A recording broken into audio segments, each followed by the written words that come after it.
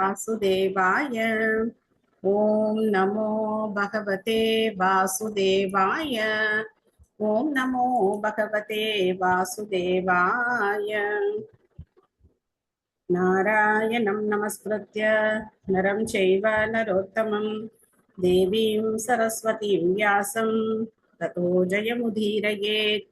नष्टप्रायेषु भद्रेषु नित्यं भागवतसेवया भगवती उत्तमश्लोके भक्तिर्भवती नैष्ठुकी। निगमकल्पतरोर्गलितं फलं सुखमुखातमृतद्रवसंयुतं पिबद भागवतं रसमालयं पुरखो रसिका भुवि भावुकाः। ॐ अज्ञानतिमिरान्धस्य ज्ञानाञ्जनशलाकया चक्षुरुन्मीलितं येन तस्मै श्रीगुरवे नमः। श्रीचैतन्यमनोभीष्टं स्थापितं येन भूतले स्वयं रूपः कदा माह्यं ददाति स्वपदान्तिकं। वन्देऽहं श्रीगुरो श्रीयुतपदकमलं श्रीगुरोन् वैष्णवांश्च श्रीरूपं स्वाकृजातं सहगण रघुनाथान्वितं तं सजीवं साद्वैतं सावधूतं परिजनसहितं कृष्णचैतन्यदेवं श्रीराधा कृष्णपादान् सहगण ललिता श्रीविशाखान्वितांश्च।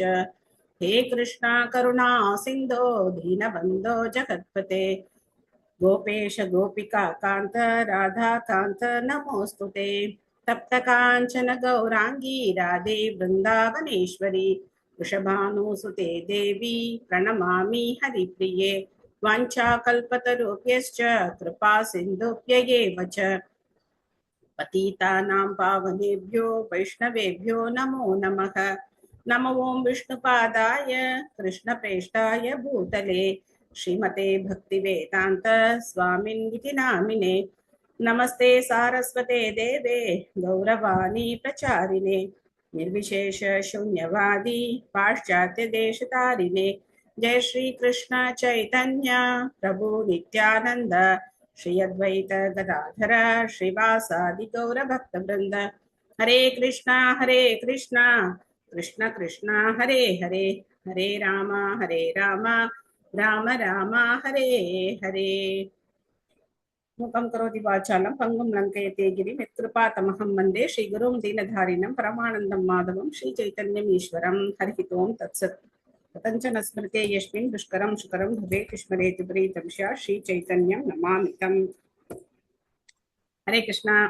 नीत पात्र। हरे कृष्णा माताजी, नमस्कार माताजी। नमस्कारम। हरे कृष्णा। हरे कृष्णा माताजी, नमस्कार माताजी। नीत भागवत। हरे कृष्णा। यस माताजी, यस। பராபக்தி பத்தி பார்த்தோம் மாதாஜி. எந்த விதமான எதிர்பார்ப்பும் இல்லாம நம்ம பக்தி பண்ணணும். கிருஷ்ணருக்கு என்ன பிடிக்குமோ, கிருஷ்ணர் என்ன சொல்லியிருக்காரோ அது மாதிரி பண்றது பராபக்தின்னு பார்த்தோம் மாதாஜி. அதுக்கு அந்த கிருஷ்ணானுசீலனம் அந்த ஸ்லோகம் சொன்னீங்க, அது எனக்கு வரல. Okay okay, thank you Mataji, nice point. Okay, வேற என்ன பார்த்தோம்? ஹரே கிருஷ்ண மாதாஜி. எஸ் பிரபு. பகவத்கீதை படிக்க படிக்க ரொம்ப ஆனந்தமா இருக்கும். அதே மாதிரி பாகவதம் கேட்க கேட்க ரொம்ப திருப்தியா இருக்கும்னு சொல்லிட்டு ஜெய் ஜெய் ஜெய். சூப்பர் பிரபு. ஹரே கிருஷ்ணா. ஹரே கிருஷ்ணா மாதாஜி. ஹரே கிருஷ்ணா. ஹரே கிருஷ்ணா மாதாஜி. சொல்லுங்க பிரபு. உபனிஷத்துல ஒரு பியூட்டிஃபுல் சொன்னீங்க. நித்யோ நித்யானாம் சேதனா சேதனாம் ஏகோ பகுனாம் யோ விததாதி காமான். நித்யானாம் அடிபட்ட நித்திய ஜீவாத்மாக்களின் உயர்ந்த நித்திய பரம்பொருள் அவரே. சேதனாம் சேதனானாம் அறிவு மற்றும் உணர்வு கொண்ட உயிர்களின் முதன்மையான பரமாத்மா அவரே. ஏகோ பகுனாம் யோ விததாதி காமான். அது பல ஜீவராசிகளின் ஆசைகளையும் தேவைகளையும் பூர்த்தி செய்யும் ஒரே பரம்பொருள் அவரே. ஹரே கிருஷ்ணா மாதாஜி. ஹரே கிருஷ்ணா. தேங்க்யூ பிரபு. ஸ்ரீமத் பாகவதம் 3வது ஸ்கந்தம் 25வது அத்தியாயம். ஹரே கிருஷ்ண மாதாஜி. பக்தன் பக்தி பகவான் மூணையும் பிரிக்க முடியாதுன்னு சொன்னீங்க. Very good. ஹரே கிருஷ்ணா மாதாஜி. பரமபுருஷ பகவானின் அவதாரம் தான் கபிலர். அவரு தெய்வீகமான அறிவை பரப்புவதற்காக அவதாரம் எடுத்தார் அப்படின்னு சொன்னீங்க. ஹரே கிருஷ்ண மாதாஜி. பகவான் பரமாத்மா சொன்னீங்க, அதுல உதாரணம் மரத்துல 2 பறவைகள் சொன்னீங்க மாதாஜி. ஓகே, பரமாத்மாவும் பகவான் இருக்கார். பகவான் வந்து பரமாத்மா மட்டும் கிடையாது, பகவானாவும் இருக்கார், பரமாத்மாவும் நம்ம இதயத்துல இருக்கார். மரத்துல இருக்கிற ரெண்டு பறவைகள், ஒரு பறவை ரெண்டு ஆத்மா, பறவை. இன்னொரு பறவை பரமாத்மா. தேங்க்யூ மாதாஜி. ஸ்ரீமத் பாகவதம் 3வது ஸ்கந்தம் 25வது அத்தியாயம் பக்தி தொண்டின் சிறப்புகள். இந்த அத்தியாயத்துல பக்தியினுடைய சிறப்பை பத்தி கபிலதேவர் சொல்ல போறாரு. 3 ஸ்லோகம் படிச்சிருக்கோம் இல்லையா? இன்னைக்கு 4வது. சூத உவாச்ச வைபாயனக சகஸ்து ஏவம் மைத்ரேயோ பகவான் ஸ்ததா ரோஹேதம் விதுரம் பிரீத ஆன்வீக்ஷ்யாம் பிரச்சோதிதः. பிராஹேதம் விதுரம் பிரீத ஆன்வீக்ஷ்யாம். மொழிபெயர்ப்பு பொருளுரை வழங்கிய வண்டிவித் ராசபக்தி வேதாந்த சுவாமி ஸ்ரீல பிரபுபாத் கி ஜெய். மொழிபெயர்ப்பு. ஸ்ரீ சூத கோஸ்வாமி கூறினார், மிகுந்த சக்தி வாய்ந்த மைத்ரேய முனிவர் வியாசதேவரின் நண்பராவார். தெய்வீக அறிவை பற்றிய விதுரரின் விசாரணையால் மகிழ்ந்து ஊக்குவிக்கப்பட்டு மைத்ரேயர் பின்வருமாறு கூறினார். சோ இப்போ மைத்ரேயருக்கும் வியாசருக்கும் என்ன மாதிரியான சம்பந்தம் நம்ம ஏற்கனவே பார்த்தோம் இல்லையா? யாருக்காவது ஞாபகம் இருக்கா? என்ன மாதிரியான தொடர்பு, எங்க அதை பத்தி பார்த்தோம்? யாருக்காவது ஞாபகம் இருக்கா? விதுரர் வந்து ஃபர்ஸ்ட் மைத்ரேயரை மீட் பண்ணப்ப பார்த்தோம் மாதாஜி. உத்தவருக்கு நீங்க மைத்ரேயர்கிட்ட போய் கேளுங்க அப்படின்னு சொல்லிட்டு உத்தவர் சொல்லி அனுப்பிட்டாரு மாதாஜி வியாசதேவரை. வியாசர் சொல்லல, யார் சொன்னது? உத்தவர் வந்து வியாசர்கிட்ட சொல்லி எல்லாரும் குழப்பிட்டீங்க. உத்தவர் வந்து விதுரர் கிட்ட விதுரருக்கு சொன்னார். Okay okay. சோ எந்த காரணத்தினால சொன்னார் அப்படின்னா, மைத்ரேயர் வியாசருக்கு நண்பர். அதாவது இங்க பார்த்தோம் அப்படின்னா உத்தவரை விட அவர் யாரு? வயதுல மூத்தவர். வயதுல மூத்தவர். சோ வியாசருடைய நண்பர் அப்படின்னா பாத்துக்கோங்க. ஏன்னா விதுரர் வந்து வியாசருடைய மகன் இல்லையா? அப்போ மைத்ரேயர் விதுரருக்கு அப்பா ஸ்தானம். சோ அதனால நீங்க வந்து அவர்கிட்டே போங்க அப்படின்னு சொல்லி உத்தவர் விதுரரை மைத்ரேயர்கிட்ட அனுப்பிச்சார். சோ அதை வந்து இங்க வந்து சூத கோஸ்வாமி ஞாபகப்படுத்துறார். சோ அந்த மாதிரி இங்க மைத்ரேயர்கிட்ட விதுரர் கேட்ட போது விதுரர் ரொம்ப, அதாவது மைத்ரேயர் ரொம்ப சந்தோஷப்பட்டு இந்த விஷயங்களை சொன்னார். அப்போ அதே விஷயத்தை தான் நான் இப்போ உங்களுக்கு சொல்ல போறேன் அப்படின்னு சொல்றேன். திரும்ப என்ன நிலைநாட்டப்படுது? அந்த பரம்பரை அப்படிங்கிறது இங்க நிலைநாட்டப்படுகிறது. மீனா எம் மாதாஜி படிக்கிறீங்களா? படிக்கிற மாதாஜி. ஹரே கிருஷ்ண மாதாஜி. ஹரே கிருஷ்ணா. பொருளுரை தந்த ஸ்ரீல பிரபுபாதருக்கு ஜெய். விசாரிப்பவர் உண்மையாளராகவும் பேசுபவர் அதிகாரம் வழங்கப்பட்டவராகவும் இருக்கும் பொழுது வினாக்களும் விடைகளும் மிகவும் திருப்தியான முறையில் அளிக்கப்படுகின்றன.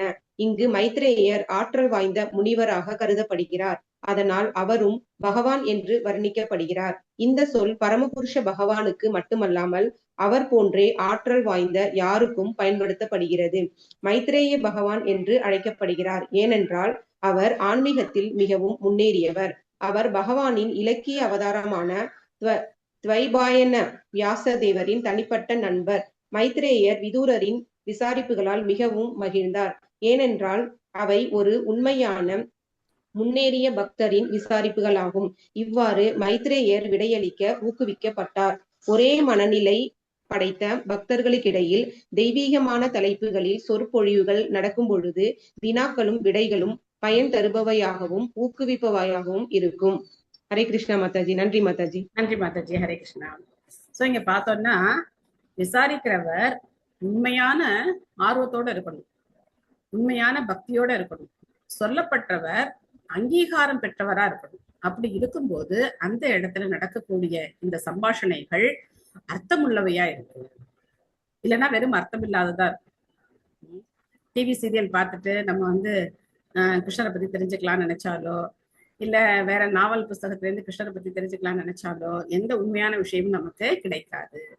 அங்கீகாரம் பெற்ற ஒரு அதிகாரி கிட்ட இருந்து நம்ம வந்து கேட்கணும். பிரபுபாதத்தை நம்ம எல்லாரும் சேர்ந்து படிக்கிறோம்.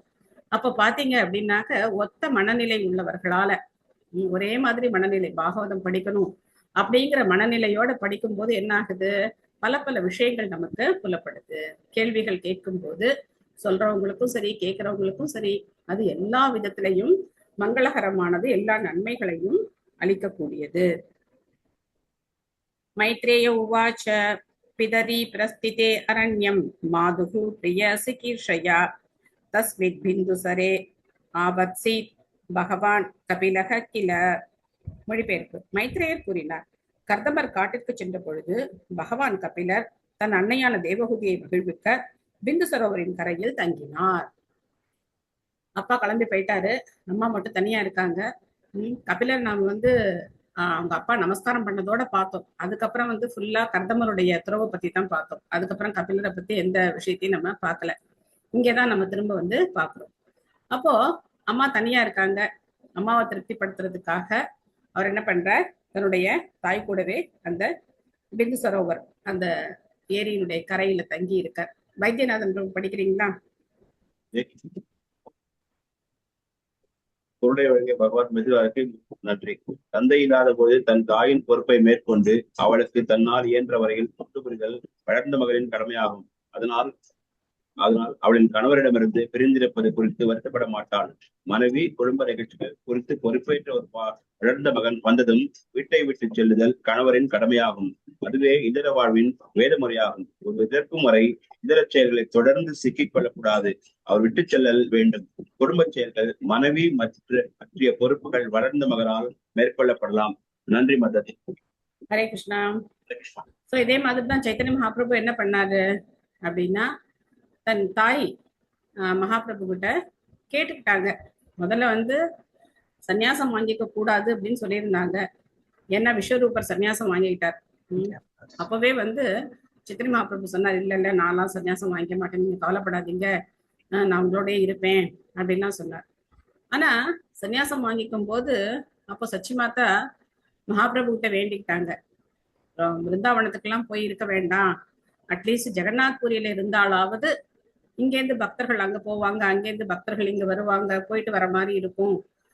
அப்போ உன்னை பத்தி நான் கொஞ்சம் கேட்கவாவது முடியும், உன்னுடைய சேம லாபங்கள், நீ எப்படி இருக்க, நல்லா இருக்கியா, என்ன பண்ற அப்படிங்கறத என்னால கேட்கவாவது முடியும். அதனால தயவு செய்து ஜெகநாத் புரியில தங்கிக்கோ அப்படின்னு சொன்னாங்க. மகாபிரபு தன்னுடைய தாயினுடைய கட்டளையை ஏற்று ஜெகநாத் புரியில 18 வருஷங்கள் அவர் தங்கி இருந்தார். சோ அப்போ அப்பா விட்டு போனதுக்கு அப்புறம் அவர் சன்னியாசம் வாங்கிட்டு போயிட்டார்.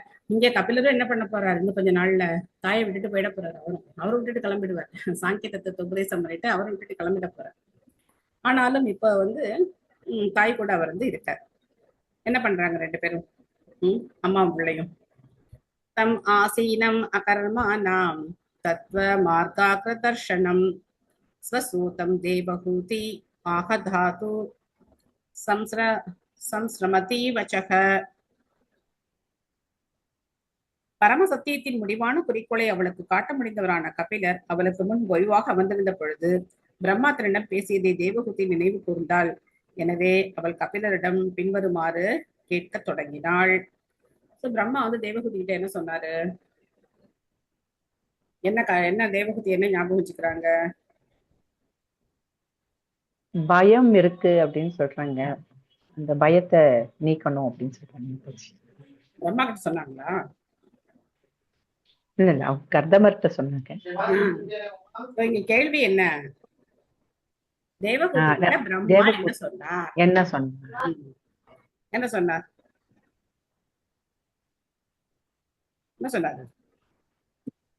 புலனின்ப நுகர்ச்சிக்கு பதிலா பகவான நினைச்சிருக்கலாமா இவ்வளவு வருஷமா? கர்தம முனிவர் கிட்ட பகவானே குழந்தையா பிறப்பாரு. அவர் சாங்கிய தத்துவத்தை சொல்லிட்டு அப்புறம் அதை விட்டுட்டு அப்புறம் வெளியே போய் மத்தவங்களுக்கு சொல்றதுக்கு பரப்புறதுக்காக போயிருவாருன்னு சொன்னாரு. Very good. சோ அதை இப்போ தேவகூதி ஞாபகப்படுத்தி பாக்குறாங்க. பிரம்மா நம்ம கிட்ட சொல்லியிருக்காரு, நம்முடைய மகன் நம்ம விடுதலைக்காக நமக்கு உதவி செய்வார் அப்படின்னு பிரம்மா சொல்லியிருக்காரு அப்படின்னு சொல்லிட்டு எல்லாத்தையும் நீங்க என்ன பண்ணக்கூடாது, ஒன்ன போட்டு குழப்பக்கூடாது. கர்தமர்கிட்ட பேசினது அது தனி, பிரம்மா தேவகூதி கிட்ட சொன்னது தனி. சோ அதனால அதை இப்போ தேவகூதி ஞாபகப்படுத்தி பார்த்துக்கிறாங்க. ஆமா, பிரம்மா சொல்லியிருக்காரு, என்னுடைய மகன் எனக்கு உபதேசம் பண்ணுவார் அப்படின்னு சொல்லியிருக்கிறாரு அப்படிங்கிறத ஞாபகப்படுத்தி இப்போ அவங்க கேட்க போறாங்க. தேவஹூதிருவாச்ச நிர்விண்ணா நிதராம் பூமத் அசத் இந்திரிய தர்ஷனாத் ஏன சம்பாவியமானேன பிரபன்னாத் பட்டம் நமக பிரபோ. மொழிபெயர்ப்பு. தேவகுதி கூறினாள், என்னுடைய பௌதிக புலன்களால் ஏற்படும் தொல்லையால் நான் நலிவுற்றேன். ஏனென்றால் இந்த புலன் தொல்லையால் என் பகவானே, என் அறியாமையாகிய படுகுழியில் நான் விழுந்து விட்டேன். சோ உங்க அப்பா இருந்த வரைக்கும் எனக்கு வெறும புலனின்பம் தான் பெருசா இருந்தது. அதையே நினைச்சு நினைச்சு நான் என்ன பண்ணிட்டேன், ஆன்மீக வாழ்க்கையை போட்ட விட்டுட்டேன். அதனால நான் இப்போ படுகுழியில விழுந்துட்டேன். நேற்று தான் நம்ம ஒரு ஸ்லோகம் பார்த்தோம், கிரகமந்த கூப்பம் அப்படின்னு பிரகலாதர் சொன்னார் அப்படின்னு பார்த்தோம். அதான் தேவகூதின்னு சொல்றாங்க, படுகுழியில நான் விழுந்துட்டேன். அந்த கூப்பம்னா பாழும் கிணறு, இருண்ட கிணறு, அதுக்குள்ள நான் விழுந்துட்டேன். என்னுடைய புலனின்பம் தான் பெருசு அப்படின்னு நினைச்சு அந்த மாதிரி நான் ஏமாந்து போயிட்டேன் அப்படின்னு சொல்றாங்க. ஹேமமாலினி மாதாஜி படிக்கிறீங்களா?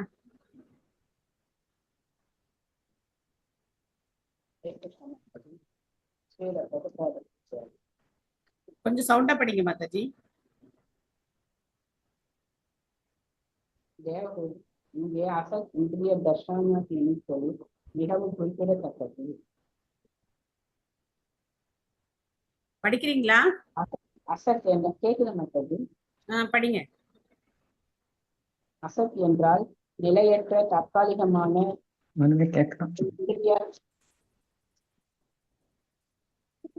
இந்திரிய என்றால் புலன்கள் என்றும் பொருள். இவ்வாறு அசத் இந்திரிய தர்ஷனாத் என்றால் ஜட உலக உடலின் தற்காலிகமான வெளிப்பட்ட புலன்களால் ஏற்பட்ட தொல்லையிலிருந்து என்று பொருள். பௌதிக சரீர இருப்பின் வேறுபட்ட நிலைகளின் மூலம் நாம் தோன்றுகிறோம். சில சமயம் மனித உடலில், சில சமயம் ஒரு விலங்கு உடலில். அதனால் நம்முடைய ஜட புலன்களின் ஈடுபாடுகளும் மாறுகின்றன.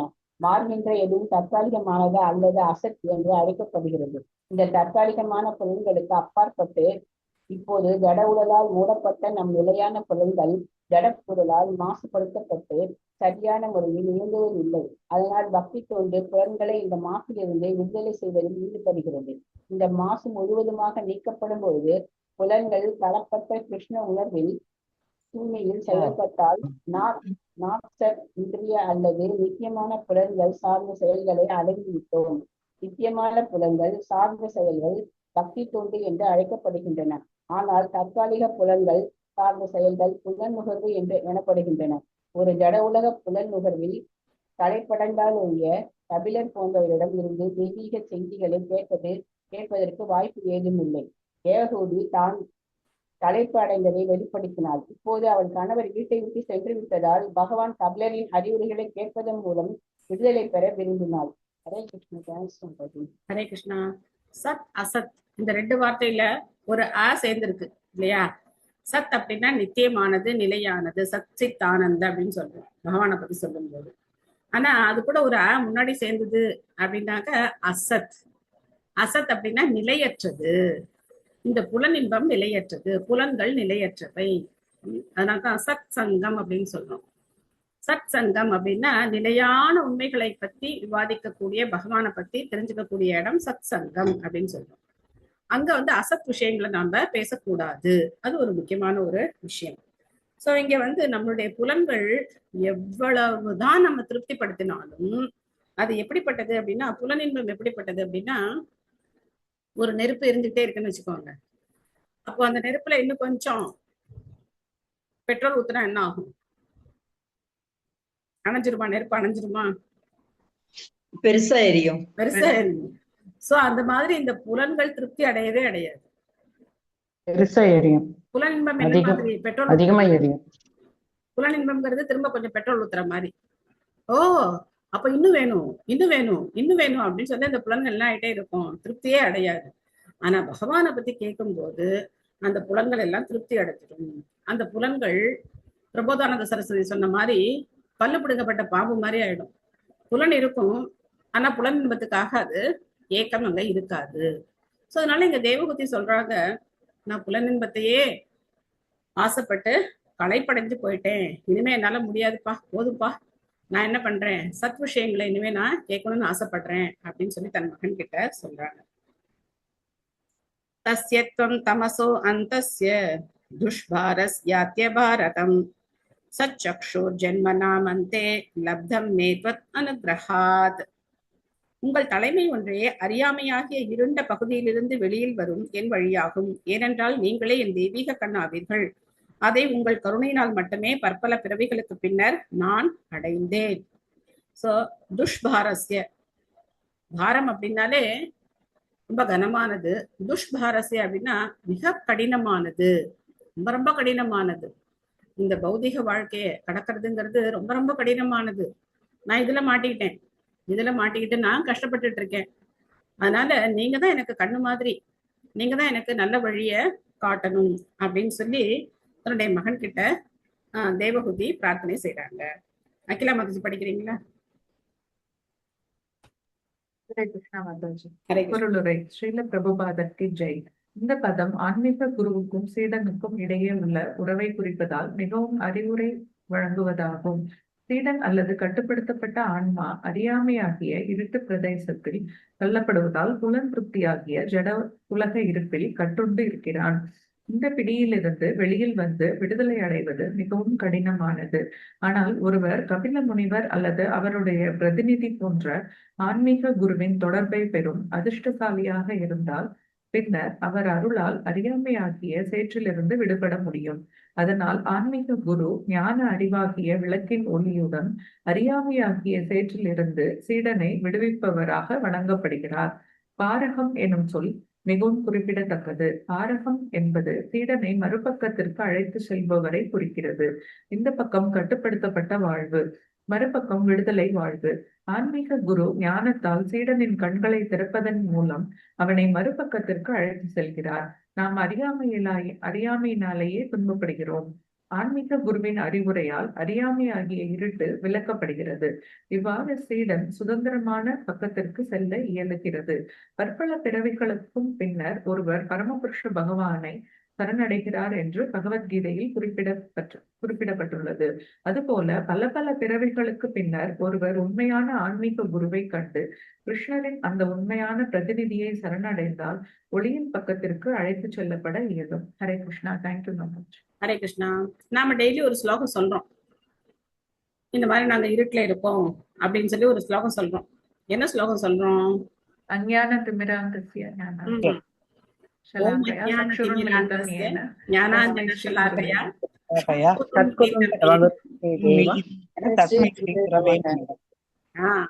அந்த ஸ்லோகம் என்ன அர்த்தம்? நான் அறியாமை அப்படிங்கிற இருள்ல இருக்கேன், நான் அறியாமை அப்படிங்கிற இருட்டுல பிறந்திருக்கேன், அறியாமை அப்படிங்கிற இருட்டுல இருக்கேன்.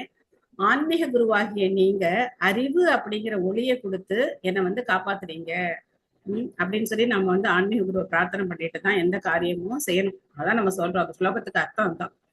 சோ அதான் இங்க வந்து நமக்கு பிரபுபாதர் சொல்றார். குரு சிஷ்யனுடைய உறவு அப்படிங்கிறது பணத்துக்காகவோ இல்ல பெயர் புகழுக்காகவோ ஏற்படுறது கிடையாது. சிஷ்யனுடைய அறியாமையை நீக்கி பகவான் கிட்ட அழைச்சிட்டு போறவர் தான் உண்மையான ஆன்மீக குரு. அந்த காரியத்தை அவர் செய்யணும். ஆத்யோ பகவான் பும்சாம் ஈஸ்வரோ பை பகவான் கில லோகஸ்ய தமசாந்தஸ்ய சக்ஷு சூரிய இவோதிதக. நீங்கள் பரமபுருஷ பகவான், எல்லா உயிர்களின் இறைவனும் மூலமும் ஆவீர்கள். நீங்கள் அண்டத்தின் அறியாமையாகிய இருளை சிறகடித்து கதிரவனின் கதிர்களை பரப்புவதற்காக உதித்தீர்கள். சோ இங்க பாத்தீங்கன்னா சூரிய இவோதிதக சக்ஷு, தமசாந்தஸ்ய சக்ஷுகு சூரிய இவோதிதக. தமச அப்படின்னா இருள், அந்த இருளை நீக்கக்கூடிய சூரியனை போல நீங்க வந்து உதித்திருக்கிறீர்கள் அப்படின்னு தன்னுடைய மகனை பார்த்து தேவகூதி சொல்றாங்க. இதே மாதிரி தான் ஒரு ஸ்லோகம். கிருஷ்ணஸ்வதாமோ பகத தர்ம ஜானாதிபி சக கலௌ நஷ்டத்ருஷாம் கேஷ புராணோ அர்கோதுனோதிதக அப்படின்னு பாகவதத்துல சொல்லப்பட்டது. கிருஷ்ணஸ்வதாமோ பகத, கிருஷ்ணன் தன்னுடைய லீலைகளை முடிச்சுட்டு எங்க கிளம்பிட்டார்? அவருடைய ஸ்வதாமம், அவருடைய சொந்த இருப்பிடத்துக்கு அவர் கிளம்பி போயிட்டார். போகும்போது என்ன பண்ணார் அப்படின்னா தர்ம ஜானாதிபி சக, தர்மம் ஞானம் எல்லாத்தையும் கூட கூட்டிட்டு போயிட்டார். அப்போ கலியுகம் என்னாச்சு? கலவு நஷ்ட திருஷாம் ஏஷ, நஷ்டமாயிடுச்சு. என்ன நஷ்டமாயிடுச்சு? கலியுகத்தினுடைய பார்வை அப்படிங்கிறது நஷ்டமாயிடுச்சு. கலியுகத்துல எதுவுமே நல்லது இல்லை, எல்லாத்தையும் பகவான் கொண்டு போயிட்டார். அப்போ புராணோ அர்கோ துனோதிதக, அர்க அப்படின்னா சூரியன். இந்த பாகவத புராணம் ஒரு சூரியனை போல உதித்தது. சூரியனை போல உதித்து உலகத்திற்கு ஒளி ஊட்டியது அப்படின்னு சொல்லி ஒரு ஸ்லோகம் நம்ம வந்து ஏற்கனவே பார்த்தோம். முதல் ஸ்கந்தத்துல இருக்கக்கூடிய ஸ்லோகம். அந்த மாதிரி இங்க கபிலரை பார்த்து தெய்வகுத்தி சொல்றாங்க, நீங்க சூரியனை போல உதயமாகி இருக்கீங்க அப்படின்னு சொல்றாங்க. விஜயலட்சுமி மாதாஜி படிக்கிறீங்களா? ஹரே கிருஷ்ண மாதாஜி, படிக்கிறேன் மாதாஜி. குருடரே, ஸ்ரீல பிரபுபாதிக்கு ஜெய். கபில முனிவர் பரமபுருஷ பகவானாகிய கிருஷ்ணரின் அவதாரமாக ஏற்றுக்கொள்ளப்படுகிறார். இங்கு அத்யக என்னும் சொல் எல்லா வாழும் உயிர்களின் மூலம் என்றும், பூம்சாம் ஈஸ்வரக என்றால் வாழும் உயிர்களின் இறைவன் ஈஸ்வரக பரமக கிருஷ்ணக என்றும் பொருள்படும். கபில முனிவர் ஆன்மீக ஞானத்தின் கதிரவனாகிய கிருஷ்ணரின் நேரடியான விரிவு ஆவார். கதிரவன் அண்டத்தின் இருட்டை சிறகடிப்பது போல பரமபுருஷ பகவானின் ஒளி கீழிறங்கி வரும்போது அது உடனே மாயையாகிய இருட்டை சிதறடிக்கிறது. நமக்கு கண்கள் உள்ளன, ஆனால் கதிரவனின் ஒளியின்றி நம் கண்களுக்கு மதிப்பு இல்லை. அதுபோல பகவானின் ஒளியின்றி அல்லது ஆன்மீக குருவின் தெய்வீக அருளின்றி ஒருவர் பொருள்களை உள்ளவாறு பார்க்க இயலாது. ஹரே கிருஷ்ண மாதாஜி. தேங்க்யூ. ஹரே கிருஷ்ணா. சோ பிரபுபாதர் இது சொல்றது வந்து எனக்கு ரொம்ப பிடிக்கும். நிறைய நம்ம கண்ணை பத்தி பெருமைப்பட்டுக்கிறோம். நம்ம கண்கள் வந்து ஒரு கேமரா மாதிரி. கண்ணை பத்தி படிக்கும்போது கண் வந்து ஒரு கேமராவை விட ரொம்ப நுணுக்கமானது. பார்க்கிற பொருள்களை வந்து அதை அப்படியே கேப்சர் பண்ணி நம்மளுக்கு வந்து காட்சியா வந்து நமக்கு கொடுக்குது அப்படின்னா வந்து ரொம்ப பெருமைப்பட்டுக்கிறோம். ஆனா பிரபுபா சொல்ற, சூரியன் இல்லாம உன் கண்ணுக்கு ஒரு பிரயோஜனமும் கிடையாது அப்படிங்கிற. சூரிய ஒளி இருந்தால் மட்டும்தான் உன்னால என்ன பண்ண முடியும், இருக்கிற பொருளை பார்க்க முடியும். எவ்வளவு பிரமாதமான கண்ணா வேணா இருக்கட்டுமே, அந்த வெளிச்சம் இல்லை அப்படின்னாக்க அந்த கண்ணை கொண்டு எதையும் நம்ம பார்க்க முடியாது. நம்ம சொல்லலாம், சூரிய ஒளி இல்லைன்னு நாங்க வந்து லைட்டை போட்டு பார்ப்போம் அப்படின்னு யாராவது ஒரு முட்டாள்தனமா சொல்லலாம். ஆனா அந்த மின்சாரத்துக்கும் ஆதாரமாக இருக்கக்கூடியது யாரு? சூரியன் தான். எல்லா சக்திக்கும் ஆதாரமாக இருக்கக்கூடியவர் சூரியன் தான். அதனால அந்த சூரியனுடைய கருணை இல்லாம உன்னால பார்க்க கூட முடியாது. இருட்டுல நல்ல 100% கண்ணு நல்லா இருந்தா கூட நம்ம உள்ளங்கையில என்ன இருக்குன்னு கூட நம்மளால அந்த ரேகைகளை எல்லாம் நம்மளால பார்க்க முடியாது. சூரிய வெளிச்சம் இருக்கும்போது நம்மளால பார்க்க முடியும். அந்த மாதிரி இந்த உலகத்துல நாம எவ்வளவு சக்தி வாய்ந்த நபராக இருந்தாலும் பகவானுடைய அருள், பகவானுடைய அந்த உபதேசம் இல்லை அப்படின்னா நம்ம வாழ்க்கை இருண்ட வாழ்க்கை தான். எவ்வளவு அழகான ஒரு கம்பாரிசன் பாருங்க இல்லையா? பகவானுடைய அந்த அறிவுரை இல்லாத வாழ்க்கை இருண்ட வாழ்க்கை தான். நம்ம கிட்ட பணம் இருக்கலாம், நம்ம கிட்ட அழகு இருக்கலாம், இல்ல நம்ம ரொம்ப ஆரோக்கியமா இருக்கலாம், 6 ஐஸ்வர்யங்கள்ல எவ்வளவு வேணா நம்ம கிட்ட இருக்கலாம். ஆனா பகவானை பத்தின அந்த விஞ்ஞானம் நமக்கு தெரியல, பகவானுடைய உபதேசங்களை நம்ம வந்து கடைபிடிக்கல அப்படின்னாக்க நம்முடைய வாழ்க்கை இருண்ட வாழ்க்கை தான். இருட்டுல வந்து நம்ம பொருளை பாக்குற மாதிரிதான். கயிறு பாம்பு நினைச்சுக்கலாம், பாம்பை கயிறா நினைக்கலாம். அந்த மாதிரிதான் நம்ம வாழ்க்கை போயிட்டே இருக்கும். அத்தமே தேவ சம்மோகம் அபாக்ருஷ்டும் த்வமர்ஹசி யோ அவக்ரஹோகம் மமேதீதி ஏதஸ்மின் யோஜிதஸ்த்வயா. என் பகவானே, இப்போது என் மிகு மயக்கத்தை சிதறடிக்குமாறு வேண்டுகிறேன். என் போலியான ஆளுமை அகங்காரத்தால் உணர்ச்சியால் நான் உங்கள் மாயையால் ஈடுபடுத்தப்பட்டு என்னை உடலுடனும் உடல் சம்பந்தமான உறவுகளுடனும் ஐக்கியப்படுத்தி கொண்டேன். ரொம்ப செலக்டடா வந்து தேவகுத்தி வந்து ரொம்ப அற்புதமா பேசுறாங்க. என்ன பேசுறாங்க அப்படின்னா, அதமே தேவ சம்மோகம், அப்புறம் என்ன சொல்றாங்க, அகம் அமேதி, இந்த வார்த்தைகள் எல்லாம் சொல்றாங்க. உங்களுடைய மாயையால், யாருடைய மாயையால்? உங்களுடைய மாயையால் நான் மயக்கப்பட்டு நான் என்ன நினைச்சுக்கிட்டேன், என்னை இந்த உடல் நினைச்சு இந்த உடல் சம்பந்தமான விஷயங்கள் தான் எனக்கு வந்து சந்தோஷத்தை தரும் அப்படின்னு நினைச்சு நான் அந்த மாதிரி ஆயிட்டேன். காரணம் என்னது? உங்களுடைய மாயை அப்படின்னு சொல்றாங்க.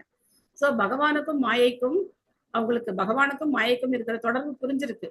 உங்களுடைய மாயா சக்தினால நான் ஏமாற்றப்பட்டேன். ஏற்கனவே ஒரு தடவை சொன்னாங்க, மாயைனால நான் ஏமாற்றப்பட்டேன் அப்படின்னு சொன்னாங்க. இங்கேயும் சொல்றாங்க உங்களுடைய மாயை அப்படின்னு சொல்றாங்க. பிரேமா மாதாஜி படிக்கிறீங்களா? ஹரே கிருஷ்ணா மாதாஜி, படிக்குங்க மாதாஜி. பிரேம பிரதா எஸ் படிங்க மாதாஜி. ஹரே கிருஷ்ணா. பிரணாம் சிங் மாதாஜி. திரு ஆசா பக்தி வேதாந்த சுவாமி ஸ்ரீல பிரபுபாதாக்கு ஜெய். ஒருவரின் உடலை தானாகவே இனம் அறிந்து கொள்ளும் போலியான தன்னுணர்வும் இந்த உடல் சம்பந்தப்பட்ட பொருட்களை உடைமையாக உரிமை கொண்டாடுவது மாயை என்று அழைக்கப்படும். பகவத்கீதையின் 15ஆம் அத்தியாயத்தில் பகவான் கூறுகிறார், நான் ஒவ்வொருவருடைய இதயத்திலும் இருக்கின்றேன். என்னிடமிருந்து எல்லோருடைய நினைவும் மறதியும் வருகின்றன. தன்னுடன் உடலை போலியாக இனம் காணல், உடலுடன் தொடர்புடைய பொருட்களின் மீது பற்று ஆகிய இவை பகவானின் மேலாண்மையின் கீழ் உள்ளன என்று தேவகூதி குறிப்பிட்டுள்ளாள்.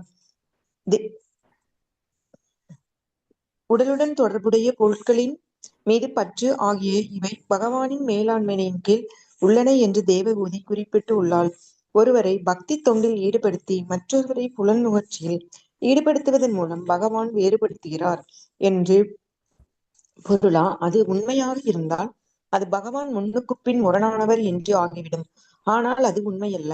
உயிர்கள் பகவானின் நித்திய சேவகத்வமாகிய உண்மையான ஆதார நிலையை மறந்து தன்னைத்தானே புலனுணர்ச்சி மூலம் அனுபவிக்க விரும்பியவுடன் மாயையால் பிடிக்கப்படுகிறான். உடலுடன் போலியான இனம் காணும் உணர்வும் உடலின் உடைமைகளின் மேல் பற்றும் மாயையின் இந்த பிடிப்பும் மாயையின் செயல்பாடுகள் ஆகும். மாயையும் பகவானின் பிரதிநிதி ஆதலால் அது மறைமுகமாக பகவானின் செயலாகும். பகவான் கருணை மிக்கவர். யாராவது அவரை மறந்து ஜட உலகை அனுபவிக்க விரும்பினால் நேரடியாக அல்லாமல் அவருடைய ஜட சக்தியின் செயல் மூலம் அவருக்கு முழு வசதியும் அளிக்கிறார். அதனால் ஜட சக்தி பகவானின் சக்தி ஆதலால் மறைமுகமாக பகவானே அவரை மறப்பதற்கான வசதியையும் தருகிறார். அதனால் தேவகூதி, என்னுடைய புலன் நுகர்ச்சியின் ஈடுபாடும் தங்களாலேயே நிகழ்ந்தது. இப்போது தயவு செய்து இந்த சிக்கலிலிருந்து என்னை விடுவியுங்கள் என்று கூறினாள். பகவானின் அருளால் ஒருவர் இந்த ஜட உலக அனுபவிக்க அனுமதிக்கப்படுகிறார். ஆனால் ஒருவர் ஜட உலக இன்பத்தில் வெறுப்படைந்து பண்பு அழிந்து பின்னர் பகவானின் பாத கமலங்களை சரணடையும் போது அவரை இந்த கட்டிலிருந்து விடுவிக்கும் அளவு பகவான் மிகுந்த கருணையுடையவராக உள்ளார். அதனால் பகவத்கீதையில் கிருஷ்ணர் முதலில் சரணடைய பின்னர் உன்னை பற்றிய பொறுப்பை நான் ஏற்றுக்கொண்டு உன்னை பாவச் செயல்களின் எதிர் விளைவுகளிலிருந்து விடுவிக்கின்றேன் என்று கூறுகிறார். பாவச் செயல்கள் பகவானுடன் கொண்டவை மறப்பதால் செயல்படுத்தப்படுபவை ஆகும். இந்த ஜட உலகில் புண்ணிய செயல்களாக கருதப்படும் ஜட உலக இன்பத்திற்கான செயல்களும் பாவமானவை ஆகும். சான்றாக ஒருவர் தன்னிடம் உள்ள பணம் 4 முறை அதிகரிக்க வேண்டும் என்பதற்காக தேவையுள்ள ஒருவருக்கு சில சமயம் தானம் வழங்கக்கூடும். ஒன்றை பெரும் நோக்கத்துடன் கொடுத்தால் குணத்தில் செய்தல் எனப்படுகிறது. இங்கு செய்யப்படும் அனைத்துமே ஜட இயற்கையின் குணங்களில் செய்யப்படுகிறது. அதனால் பகவானுக்கு சேவை புரிவது தவிர மற்ற அனைத்து செயல்களும் பாவகரமானவை. பாவச் செயல்களால் நாம் ஜட உலகப் பற்றின் மாயையால் கவரப்படுகின்றோம். நான் இந்த உடல் அல்ல என்று நான் உடல் என்று நினைக்கின்றோம். நானே இவ்வுடல் என்றும் உடல் சார்ந்த உடைமைகள் என்னுடையவை என்றும் நினைக்கின்றோம். தேவகூதி பொய்யான இனம் காணுதலில் இருந்தும் பொய்யான உடைமைகளின் பிடிப்பிலிருந்தும் தன்னை விடுவிக்குமாறு கபில பகவானை வேண்டினாள். ஹரே கிருஷ்ணா. தேங்க்யூ மதர்ஜி. ஹரே கிருஷ்ணா. தேங்க்யூ மதர்ஜி. தேவகூதிக்கும் நமக்கு என்ன வித்தியாசம் அப்படின்னா, தேவகூதி தன்னுடைய பிரச்சனை என்ன அப்படின்னு கண்டுபிடிச்சிட்டாங்க. ஆனா நமக்கு என்ன தெரியாது, நம்முடைய பிரச்சனை என்னன்னு நமக்கு தெரியாது. நம்ம என்ன நினைச்சிட்டு இருக்கோம் அப்படின்னா, இந்த உடலை சௌகரியமா வச்சுக்கிட்டு நம்ம குடும்பத்தோட சந்தோஷமா வாழ்றதுக்காகத்தான் பக்தி பண்ணணும் அப்படின்னு நம்ம நினைச்சிட்டு இருக்கோம். அதான் நமக்கும் தேவகூதிக்கும் உள்ள வித்தியாசம். தேவகூதி எல்லாரும் வாழ்க்கை நடத்துறாங்க, 9 பெண்களை பெற்றாங்க, எல்லாம் பண்ணாங்க, திருமணம் செய்து கொடுத்தாங்க, எல்லாம் பண்ணாங்க. ஆனாலும் தெளிவடைஞ்சிட்டாங்க. இல்ல நான் தப்பு பண்ணிட்டேனே அப்படின்னு சொல்லி அவங்க புரிஞ்சுக்கிட்டாங்க. நான் மாயையால ஏமாற்றப்பட்டேன் அப்படின்னு புரிஞ்சுக்கிட்டாங்க. ஆனா நமக்கு இன்னும் அது புரிய மாட்டேங்குது. இன்னும் புரியாம நம்ம என்ன நினைக்கிறோம், இந்த மாதிரி இது பண்ணா எனக்கு இது நல்லது, இது பண்ணா எனக்கு நல்லது, இது பண்ணா எனக்கு நல்லது. இதேதான் நம்மளுடைய சிந்தனையில ஓடிக்கிட்டே இருக்கு. நான், எனது, அகம் மமேதி. அகம் அப்படின்னா நான், மம அப்படின்னா என்னுடைய, இதி இதெல்லாம் என்னுடையது. அகம் மமேதி. இந்த அகம் மமேதியில இருந்து நம்ம விடுபடணும். பாகவதம் முக்கியமா இதைத்தான் நமக்கு போதிக்குது. அகம் மமேதி, நான், என்னை சார்ந்ததெல்லாம் என்னுடையது. அப்போ இந்த எண்ணம் ரொம்ப குறுகிய ஒரு மனப்பான்மை. முதல்ல இந்த உடலே நம்ம கிடையாதே. இந்த உடலே நம்ம ஒரு நாள் என்ன பண்ணணும், விட்டுதானே ஆகணும். அப்படி இல்லையா? எப்பயாவது நம்ம இந்த உடலோட நிரந்தரமா இருந்துட முடியுமா? முடியவே முடியாது. இந்த உடலை விட்டுத்தான் ஆகணும். அப்போ இந்த உடல் சம்பந்தப்பட்ட பொருள்கள் மட்டும் எப்படி என்னுடையது அப்படின்னு நிரந்தரமா இருக்க முடியும்? எல்லாமே இங்க அனித்தியம், அனித்தியம், அசுகம், லோகம் அப்படின்னு பகவான் சொல்றார். அதனால பகவானுடைய பக்தி சேவை மட்டும்தான் நித்தியமானது. அப்போ நம்ம கேட்கலாம், இந்த உடல் அனித்தியமானது, இந்த உடலை வச்சுதானே அந்த சேவையும் செய்யறோம், அனித்தியமான விஷயத்தை வச்சுதானே அதையும் செய்யறோம் அப்படின்னா பிரபுபா சொல்ற இஸ் a பேட் பார்கெயின் அப்படிங்கிற. இந்த உடலை வச்சு, அதாவது எந்த ஒரு பிரயோஜனமும் இல்லாத ஒரு பொருளை வச்சு நாம எதை அடைய பாக்குறோம்? மிக உன்னதமான விஷயத்தை அடைய பாக்குறோம். சோ இப்ப உங்க கையில தங்கம் இருக்கு அப்படின்னாக்கா அந்த தங்கத்தை வச்சு நீங்க என்ன பண்ணலாம்? உங்களுக்கு தேவையான பணம் நீங்க எடுத்துக்கலாம். ஆனா கையில இருக்கிறது தங்கம் கிடையாது, பித்தளை கூட நீங்க நிறைய மதிப்பு இருக்கு. சோ தங்கம் கிடையாது, வெறும் ஒரு கோல்டு தான் அப்படின்னா அதை வச்சு நம்ம என்ன நினைக்கிறோம்? பகவானே அடைய நினைக்கிறோம். சோ அதுதான் இந்த உடல் அனித்தியமானது, தற்காலிகமானது. ஆனா இந்த உடலை கொண்டு நாம செய்யக்கூடிய பக்தி தொண்டு நமக்கு நித்தியமான ஒரு விஷயத்தை கொடுக்கக்கூடியது. அப்பேற்பட்ட பாக்கியத்தை பிரபுபாதர் நமக்கு ஏற்படுத்தி கொடுத்திருக்கார். சோ அதனால அனித்தியமான இந்த உடலை வச்சு திரும்ப அனித்தியமான காரியங்கள்ல ஈடுபட கூடாது. அந்த காரியங்கள் எல்லாத்தையும் பகவானுடைய பக்தியா மாத்திடணும். நம்ம நித்தியம் சமைக்கிறத பகவானுக்கு நிவேதனம் பண்ணி குடும்பத்துல இருக்கிற எல்லாரும் கண்டிப்பா பிரசாதமா சாப்பிடணும். அதே மாதிரி எத்தனையோ பேசுறோம், எத்தனையோ டிஸ்கஸ் பண்றோம். அப்போ நம்ம பகவானை பத்தியும் பேசுறதுக்கு முயற்சி பண்ணணும். பகவத் கதா பகவானை பத்தி பேசுறதுக்கு முயற்சி பண்ணணும். எல்லாரும் உட்காந்து கொஞ்ச நேரம் கீர்த்தன் பண்றது, ஒன்னா உட்காந்து ஒரு மாலையாவது ஜபம் பண்றது, இதெல்லாம் பண்ணிட்டே வந்தோம்னு வச்சுக்கோங்களேன், படிப்படியா நம்மளுடைய இல்லற வாழ்க்கை என்ன ஆயிடும்? பகவானுடைய சேவையா மாறிட்டே வந்துடும். சோ இந்த பொருளுரையில பிரபுபாதர் பகவத்கீதையுடைய 2 ஸ்லோகத்தை சொல்ற. 2 ஸ்லோகம் என்ன ஸ்லோகம்? 2 ஸ்லோகமும் எல்லாருக்கும் தெரிஞ்ச ஸ்லோகம் தான். ஸ்லோகம் சொல்லணும். நவபோகனம் ச வேதைஷ சர்வைரஹமேவ வேத்யோ வேதாந்தகிருத் வேத விவேகசாகம். 3 பேர் ஒருத்தர் ஆரம்பிச்சு நடுவுல அடுத்த ஸ்லோகம் என்ன ஸ்லோகம்? வாப்பா 18.66. என்ன ஸ்லோகம்? மன்மனா பவ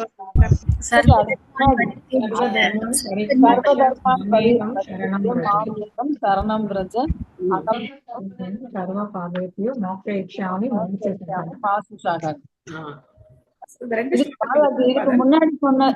இதுக்கு முன்னாடி சொன்னதுக்கு ஒரு நூலை கட்டி மலையை இழுப்பான் வந்தா மழை அப்படின்ற மாதிரி ஒரு பழமொழி சொல்லுவாங்க. இந்த உடம்பு தேவையில்லாத அது ஒண்ணு டக்கு ஞாபகம் வந்துச்சு.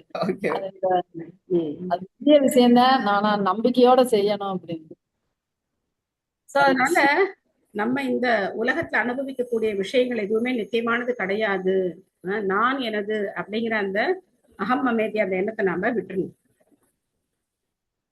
தம் த்வா கதாகம் சரணம் சரண்யம் ஸ்வப்ருத்ய சம்சார தரோக குடாரம் ஜிக்ஞாசயாஹம் பிரக்ருதே புருஷஸ்ய நமாமி சத்தர்ம பிதாம்பரிஷ்டம். தேவகுதி தொடர்ந்தால், நான் உங்கள் தாமரை திருவடிகளில் சரண் புகுந்துள்ளேன். ஏனென்றால் சரணடைய தாங்கள் ஒருவர் மட்டுமே தான் உள்ளீர்கள். உலகில் வாழ்வு என்னும் மரத்தை வெட்டும் கோடாரி நீங்கள். ஆனால் ஆன்மீகவாதிகளில் மிகச் சிறந்தவராகிய உங்களுக்கு நான் என்னுடைய வணக்கங்களை காணிக்கையாக்குகிறேன். நான் உங்களிடமிருந்து ஆணுக்கும் பெண்ணுக்கும் இடையே உள்ள தொடர்பு மற்றும் இவற்றிற்கு இடையே உள்ள தொடர்பு பற்றிய தகவல்களை கேட்கிறேன். பிரகிருதே புருஷஸ்ய அப்படின்னு சொல்லி கேக்குறாங்க. ஜிக்ஞாசாயகம் பிரகிருதேஹி புருஷஸ்ய. பிரகிருதி அப்படின்னா பெண்பால், புருஷர் அப்படின்னா ஆண்பால். எதனால இந்த கேள்வியை கேக்குறாங்க தேவகுதி? ஆணுக்கும் பெண்ணுக்கும் உள்ள தொடர்பு பத்தி எதுக்காக இங்க கேக்குறாங்க? யாருக்காவது கெஸ் பண்ண முடியுதா எதுக்காக கேட்டாங்கன்னு? முடியல இல்லையா? சரி, ஓகே. அப்ப போன ஸ்லோகத்துல என்ன சொன்னாங்க? நான் உங்களுடைய மாயா சக்தியால மயக்கப்பட்டேன் அப்படின்னு சொன்னாங்களா இல்லையா? அப்போ எதனால தேவகூதியோட பிரச்சனை என்ன அப்படின்னாக்க, தன் கணவன், தன்னுடைய கணவன், அவரோட நான் இல்லற வாழ்க்கையை அனுபவிக்கணும் அப்படிதான் நினைச்சாங்களே தவிர அவர் கூட நான் ஆன்மீகமா முன்னேறணும் அப்படின்னு நினைக்கல. அப்ப யோசிச்சு பாக்குறாங்க, இந்த மாயா சக்தினால நான் எப்படி மயக்கப்பட்டேன்? என்னுடைய கணவனோட நான் இல்லற வாழ்க்கை சுகத்தை அனுபவிக்கணும்னு நினைச்சேனே தவிர அவரோ மிகப்பெரிய முனிவர், அவருக்கு பணிவிடையெல்லாம் செஞ்சாங்க, அதெல்லாம் ஒரு குறையும் இல்லாம செஞ்சாங்க. ஆனா அவர் திரும்பி பார்த்த உடனே என்ன கேட்டாங்க, ஏங்க கல்யாணம் ஆகி இவ்வளவு வருஷம் ஆச்சு, சும்மாவே இருக்கீங்க, என்ன பண்ணல, ஒரு வீடு வாசல் தோட்டம் துறவு ஒண்ணும் இல்லாம இப்படி உட்கார்ந்துருக்கோமே, சரியா இது? எப்ப குழந்தைகளை பெற்றுக்கொள்வது, எப்ப நம்ம கிரகஸ்த வாழ்க்கையை ஆரம்பிக்கிறது, அதானே கேட்டாங்க. அப்போ இப்ப நினைச்சு பாக்குறாங்க, அப்போ அந்த நாள் நான் மயக்கப்பட்டேனோ, இந்த தொடர்பு என்ன மாதிரி தொடர்பு, பெண்ணுக்கும் ஒரு ஆணுக்கும் பெண்ணுக்கும் இந்த ஈர்ப்பு என்ன மாதிரியான ஈர்ப்பு, எதனால நான் இந்த மாதிரி மயக்கப்பட்டேன் அப்படின்னு சொல்லி இங்க அதை ஒரு கேள்வியா கேக்குறாங்க.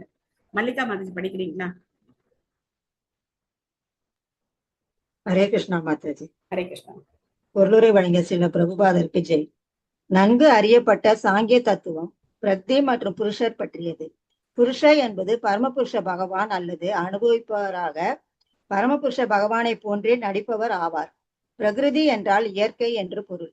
இந்த ஜட உலகில் இயல்பாகவே புருஷர்கள் அல்லது உயிரினங்கள் தங்கள் நலனுக்காக பாடுபடுகின்றனர். ஜட உலகில் பிரகிருதி மற்றும் புருஷர் அல்லது அனுபவிப்பவர் ஆகியவற்றின் தொடர் ஆகிய கடுஞ்சிக்கல் சம்சாரம் அல்லது ஜட சிக்கல் என்று அழைக்கப்படும். தேவகூதி ஜட உலக சிக்கலாகிய மரத்தை வெட்ட விரும்பினாள். கபில முனிவரிடம் தகுந்த ஆயுதத்தை கண்டாள். உலக வாழ்க்கையாகிய மரம் பகவத்கீதையின் 15ஆம் அத்தியாயத்தில் அஸ்வத்தா மரம் என்று விளக்கப்படுகிறது. அதன் வேர் மேல் ஜட உலக இருப்பாகிய மரத்தை பற்றற்ற கோடாரியால் வெட்ட வேண்டும் என்று பரிந்துரைக்கப்படுகிறது. நினைக்கிறேன் இல்லையா? அதன் வேர் மேல் நோக்கியும் அதன் கிளைகள் கீழ் நோக்கியும் உள்ளன. அது இல்ல மாதாஜி. ஓகே, எழுதிக்கோங்க. அதன் வேர் மேல் நோக்கியும் அதன் கிளைகள் கீழ் நோக்கியும் உள்ளன. ஒருவர் இந்த ஜட உலக இருப்பாகிய மரத்தை பற்றற்ற கோடாரியால் வெட்ட வேண்டும்.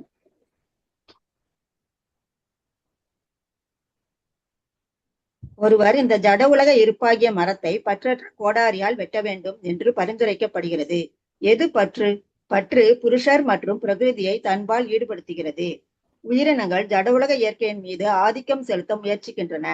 கட்டுப்படுத்தப்பட்ட ஆன்மா ஜட உலக இயற்கையை அனுபவிப்பதற்கு உரிய ஒரு பொருளாக கொள்வதால் அவர் அனுபவிப்பவர் என்ற நிலையை மேற்கொள்வதால் புருஷர் எனப்படுகிறார். தேவகூதிக்கு கபில முனிவரால் மட்டுமே இந்த ஜட உலகில் அவள் பற்றை அறுக்க முடியும் என்று தெரிந்ததால் அவள் அவரை வினவினாள். வாழும் உயிரினங்கள் ஆண்கள் பெண்களாக வேடம் கொண்டு ஜட உலக சக்தியை அனுபவிக்க முயற்சிக்கின்றன. அதனால் ஒரு விதத்தில் எல்லாருமே புருஷர்கள் தான். ஏனென்றால் புருஷர் என்றால் அனுபவிப்பவர் என்றும் பிரகிருதி என்றால் அனுபவிக்கப்படுவது என்றும் பொருள். இந்த ஜட உலகில் ஆண் என்று அழைக்கப்படுபவரும் பெண் என்று அழைக்கப்படுபவரும் இருவரும் உண்மையான புருஷரை போல் நடிக்கிறார்கள். தெய்வீகமான கண்ணோட்டத்தில் பரமபுருஷ பகவானே உண்மையாக அனுபவிப்பவர், மற்ற எல்லாரும் பிரகிருதி.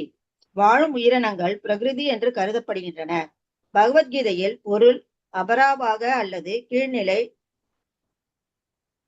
இயற்கையாக கூர்ந்து ஆராயப்படுகிறது. ஆயினும் இந்த கீழ்நிலை இயற்கைக்கு அப்பால் மேலான இயற்கை உள்ளது, அதாவது வாழும் உயிரினங்கள். வாழும் உயிரினங்களும் பிரகிருதி அல்லது அனுபவிக்கப்படுபவை ஆகும். ஆனால் மாயையின் ஆற்றலின் கீழ் வாழும் உயிரினங்கள் அனுபவிப்பவரின் நிலையை மேற்கொள்ள போலியாக முயற்சிக்கின்றன. அதுவே சம்சார பந்தம் அல்லது கட்டுப்படுத்தப்பட்ட வாழ்வின் காரணமாகும். தேவகூதி கட்டுப்படுத்தப்பட்ட வாழ்விலிருந்து வெளியேறி தன்னை முழுவதுமாக சரணடைந்த நிலையில் நிறுத்த விரும்பினாள். பகவானே சரண்யன். அதன் பொருள் முழுவதுமாக சரணடைய தகுதி வாய்ந்த ஒரே ஒருவர் என்பதாகும். ஏனென்றால் அவர் செல்வ வளத்தினால் யாராவது விடுதலை பெற விரும்பினால் சிறந்த வழி பரமபுருஷ பகவானிடம் சரணடைதல் ஆகும். பகவானும் இங்கு சத்தர்ம விதாம் வரிஷ்டம் என்று வர்ணிக்கப்படுகிறார். எல்லா மையறிவார்ந்த வேலைகளிலும் மிகச்சிறந்த வேலை பரமபுருஷ பகவானிடத்தில் நிலைத்த அன்பு தொண்டு புரிவதாகும் என்பதை இது குறிக்கிறது. தர்மம் என்பது சில சமயம் மதம் என்று மொழிபெயர்க்கப்படுகிறது. ஆனால் அது சரியான பொருள் அல்ல. தர்மம் என்பது உண்மையில் ஒருவரால் விட்டுக் கொடுக்க முடியாதது, ஒருவரிடமிருந்து பிரிக்க இயலாதது என்று பொருள்படும். தீயின் வெம்மை தீயிலிருந்து பிரிக்க இயலாதது. அதனால் வெம்மை தர்மம் அல்லது தீயின் இயற்கை எனப்படும். அதுபோல சத் தர்மம் என்றால் நிலைத்த பணி என்று பொருள்படும். நிலைத்த பணி என்பது பகவானின் தெய்வீகமான அன்பு தொண்டில் ஈடுபடுதல் ஆகும். கபிலதேவரின் சாங்கிய தத்துவத்தின் நோக்கம் என்னவென்றால் தூய்மையான மாசு அற்ற பக்தி தொண்டை பரப்புதல் ஆகும். அதனால் அவர் உயிரினத்தின் ஆன்மீகமான பணியை தெரிந்தவர்களில் மிகவும் முக்கியமானவர் என்று இங்கு அழைக்கப்படுகிறார். தேங்க்யூ மாதாஜி. ஹரே கிருஷ்ணா. ஹரே கிருஷ்ணா. சோ புருஷ பிரகிருதி இந்த ரெண்டு வார்த்தை இந்த ஸ்லோகத்துல முக்கியமான வார்த்தை. புருஷ அப்படின்னா அனுபவிப்பாளர் அப்படின்னு அர்த்தம். புருஷ அப்படின்னா என்ன அர்த்தம்? அனுபவிக்கிறவர், அனுபவிக்க ஆசைப்படுறவர் அப்படின்னு அர்த்தம். சோ பிரபுபா சொல்ற ஜென்ரலா வந்து நம்ம தமிழ்ல கூட சொல்லுவோம் புருஷன் அப்படின்னு சொல்லுவோம் இல்லையா? கணவன் வந்து புருஷன் அப்படின்னு சொல்லுவாங்க, மனைவின்னு சொல்லுவோம். அப்ப என்ன அர்த்தம் அப்படின்னா, புருஷன் அப்படின்னா அந்த பெண்ணை அனுபவிக்கிறதுக்காக உள்ளவர் அப்படின்னு அர்த்தம் இல்லையா? அந்த பெண்ணை அனுபவிக்க கூடியவர் அப்படின்னு அர்த்தம். அப்ப அந்த பெண்ணுக்கும் அனுபவிக்கிற மனப்பான்மை இருந்தது அப்படின்னு சொன்னா அந்த பெண்ணுக்கும் என்ன பாவம் இருக்கு? புருஷ பாவம் இருக்கு. பெண்ணா இருந்தா கூட அனுபவிக்கணுங்கிற ஆசை இருக்கு. அதனாலதான் பிரபுபா சொல்ற, இங்க இருக்கிற ஜீவராசிகள் எல்லாருக்கும் என்ன பாவம் இருக்கு? புருஷ பாவம் இருக்கு. அது ஆண் உடல்ல இருந்தாலும் சரி, பெண் உடல்ல இருந்தாலும் சரி. ஆனா உண்மையான அனுபவிப்பாளர் யாரு? பகவான் தான். ஆனா நம்ம என்ன பண்றோம்? போட்டி போடுறோம். நீங்க என்ன அனுபவிப்பாளர், நானும் அனுபவிப்பாளன் தான், நானும் அனுபவிக்கணும் அப்படின்னு நினைக்கிறோம். சோ பகவான் ராச நடனம் ஆடினார். அதை வந்து என்ன சொன்னாங்க? எல்லாரும் தவறுன்னு சொல்றாங்க. ஆனா இன்னைக்கு என்ன பண்றாங்க? எல்லாரும், நிறைய பேர், எல்லாரும் கிடையாது, மோஸ்ட் ஆஃப் த பீப்புள், அதுவும் யங்ஸ்டர்ஸ் என்ன பண்றாங்க? இரவு விடுதிகள் அந்த மாதிரி இடங்கள்ல போய் பெண்கள் ஆண்களோட நடனம் ஆடுறாங்க. தவிர்க்க முடியாது, இது அவங்களால தவிர்க்க முடியாது. ஏன்? நீங்க மட்டும்தான் அனுபவிப்பாளரா, நாங்களும் அனுபவிப்போம் அப்படின்னு சொல்லி என்ன பண்றாங்க? பகவானுக்கு சமமா அனுபவிக்கணும்னு நினைக்கிறாங்க. ஆனா பகவான் பண்ணா தப்புன்னு சொல்றாங்க, இவங்க அந்த தவற செய்யறாங்க. அப்போ உங்களுக்கு அது தவறா தெரியல, அவங்க அனுபவிக்கணும்னு நினைக்கிறாங்க. இது ஒரு உதாரணத்துக்கு சொல்றேன். இந்த மாதிரி பகவான் தான் பரம அனுபவிப்பாளர். ஆனா இந்த ஜட உலகத்துக்கு நாம எதுக்காக வந்தோம் அப்படின்னா, அவரை மாதிரியே அனுபவிக்கணும் அப்படிங்கிற ஆசைப்பட்டதுனாலதான் இங்க வந்தோம். அப்போ எல்லாருமே இங்க புருஷர்கள் அப்படின்னு சொல்லப்படுறாங்க. அப்ப எதை அனுபவிக்க நினைக்கிறோம் அப்படின்னா, இந்த பிரகிருதிங்கிறது இயற்கை. பிரகிருதி அப்படிங்கிறது என்னது? இயற்கை. அது பெண்பாலா சொல்லப்படுது. இந்த பிரகிருதியை அனுபவிக்கணும்னு நினைக்கிறோம். உண்டா இல்லையா? இந்த இயற்கையை அனுபவிக்கணும்னு நினைக்கிறோமா இல்லையா? எவ்வளோ அனுபவிக்க முடியுமோ, இந்த இயற்கையில இருந்து எவ்வளவு சுரண்ட முடியுமோ அவ்வளவும் சுரண்டி பாக்குறோம் இல்லையா? முன்னாடி எல்லாம் பாத்தீங்க அப்படின்னாக்கா டே அண்ட் நைட் மேட்ச் நடக்கும் கிரிக்கெட் மேட்ச்ல. இப்ப அதெல்லாம் போயிடுச்சு போல இருக்கு. நான் சொல்றது ஒரு 20 வருஷத்துக்கு முன்னாடி டே அண்ட் நைட் மேட்ச் நடக்கும். சோ அப்ப என்ன, எதுக்கு இரவு தூங்கணும், என்ன பண்ணலாம், லைட் எல்லாம் போட்டு அப்ப கூட விளையாடலாம் அப்படின்னு சொல்லி எல்லாத்தையும் நம்ம அனுபவிக்க நினைக்கிறோம்.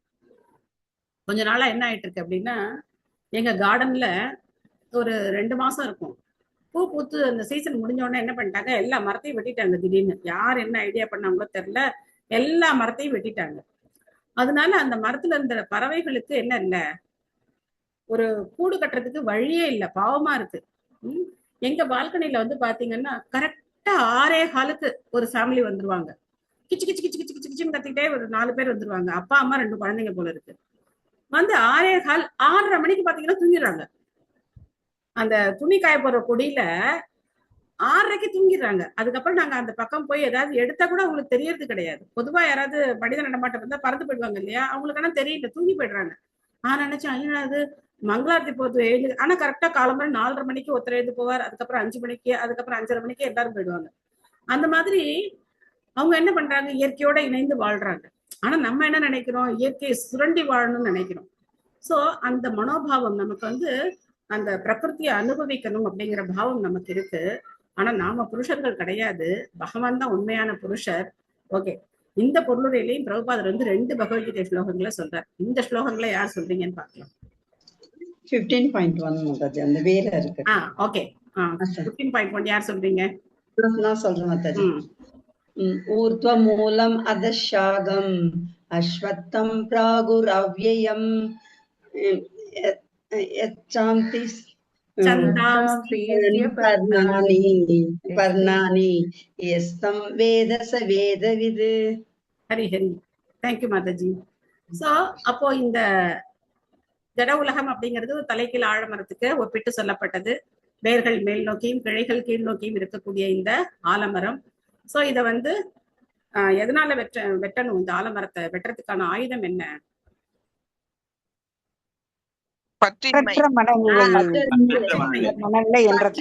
ஆயுதத்தால இந்த மரத்தை வெட்டணும் அப்படின்னா நம்ம வந்து ரொம்ப டீடைல்டா பார்த்துட்டோம் 15வது அத்தியாயத்தை. ஓகே, வேற என்ன ஸ்லோகங்கள் சொல்லப்பட்டிருக்கீங்க?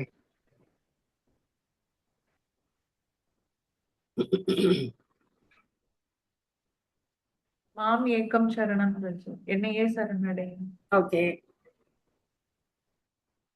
வேற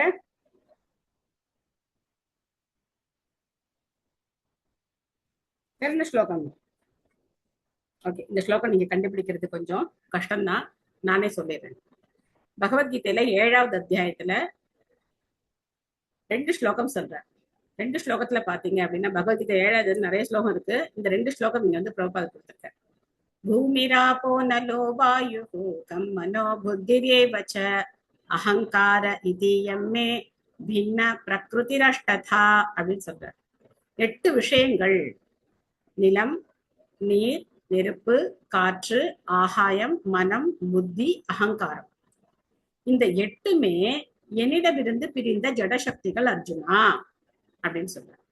அடுத்த ஸ்லோகத்துல பாத்தீங்கன்னா, அபரேயம் இதஸ்து அன்யாம் பிரகிருதிம் வித்தி மே பராம் ஜீவபூதாம் மகாபாஹோ யயே தம் தாரியதே ஜகத் அப்படின்னு சொல்ற. அடுத்த ஸ்லோகத்துல இந்த பிரகிருதி வந்து தாழ்ந்த சக்தி, இதை விட உயர்ந்த சக்தி ஒண்ணு இருக்கு அர்ஜுனா. அந்த உயர்ந்த சக்தி யாரு? ஜீவபூதம், ஆத்மா. இந்த உயர்ந்த சக்தியானது இந்த தாழ்ந்த ஜட சக்தியை அனுபவிக்க நினைச்சு இந்த ஜட உலகத்துல வந்து மாட்டிக்கிச்சு அப்படின்னு சொல்றேன். சோ பகவத்கீதையில 7வது அத்தியாயத்துல 4, 5 இந்த 2 ஸ்லோகம் 4, 5 மாதாஜி. 4, 5 இந்த 2 ஸ்லோகங்கள்ல வந்து சொல்றேன். ஓகே, 12வது ஸ்லோகம்.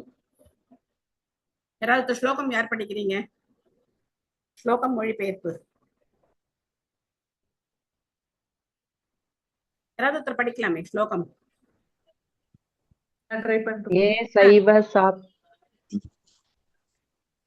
அடுத்து 12வது ஹரே கிருஷ்ணா மாதாஜி. 12வது ஸ்லோகம்.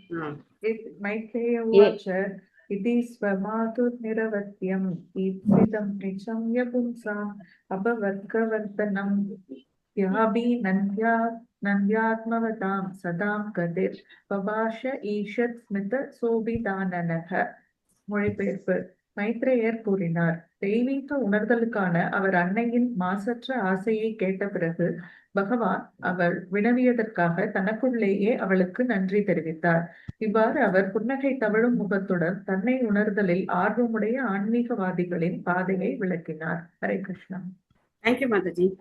சோ மைத்ரேயர் சொல்ற, இந்த மாதிரி அம்மா கேட்ட உடனே கபிலருக்கு எப்படி இருந்தது? ரொம்ப சந்தோஷமா இருந்தது. ஆஹா, நம்மளுடைய அவதார நோக்கம் நிறைவேற போகுது, நம்ம எதுக்காக அவதரிச்சோமோ அந்த கரெக்டா அந்த கேள்வியை வந்து அம்மா கேட்டாங்க அப்படின்னு சொல்லி அவருக்கு ரொம்ப சந்தோஷமா இருக்கு. அதனால அவர் முகத்துல சிரிப்பு வருது. அவர் அம்மாவுக்கு இனிமே உபதேசம் பண்ண போறார். மீனாக்கே மாதாஜி படிக்கிறீங்களா? ஹரே கிருஷ்ண.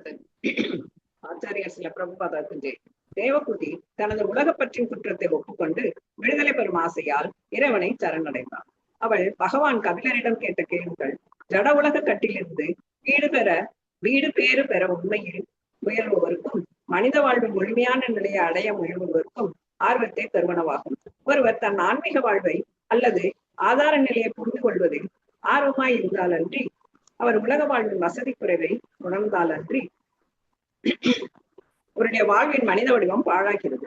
வாழ்வின் இந்த ஆன்மீகமான தேவைகளை கவனிக்காமல் ஒரு விலங்கு போல உண்பதிலும் உறங்குவதிலும் அச்சப்படுவதிலும் உணர்தலிலும் ஈடுபடுபவர் தன் வாழ்வை பாழாக்கியவர் ஆவார்.